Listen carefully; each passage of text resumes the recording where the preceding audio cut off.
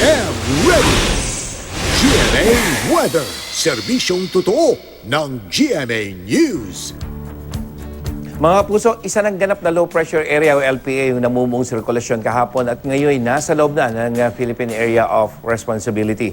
Namataan niya ng Pag-asa sa layo lamang 610 kilometers dyan sa may silangan ng Hinatuan, Surigao del Sur.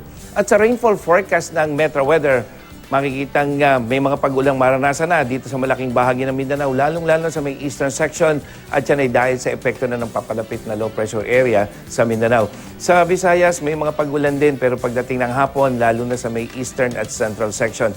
Samantalang sa malaking bahagi ng Luzon, maaliwala sa panahon maranasan ngayong maghapon maliban sa may hinang ulan sa may Cagayan Valley kasama na ang probinsya ng Palawan.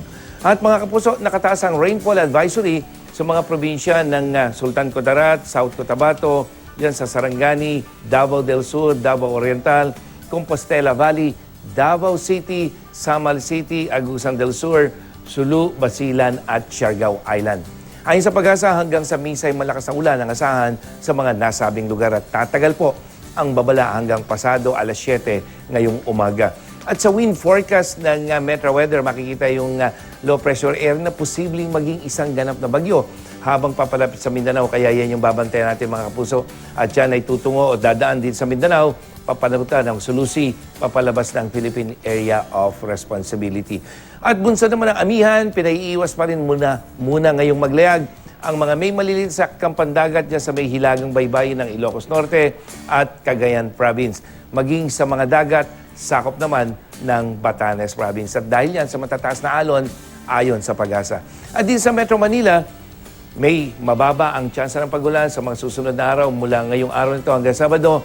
May inasang mahinang ulan sa araw ng Linggo pero sa pista ng itim ng Nazareno sa Lunes, maaliwala sa panahon mga kapuso pero yung ating init factor posibleng pumalo ng 35 to 38 degrees Celsius. At may sarili ring pista ng Nazareno ang mga taga Cagayan de Oro City. Ang asahang panahon naman doon at dahil yan sa epekto ng papalapit na low pressure area, maulang panahon ngayong weekend hanggang sa araw ng Lunes, pista ng itim ng Nazareno ang maranasan dyan sa Cagayan de Oro. Kaya mga kapuso, maging I am ready po kayo.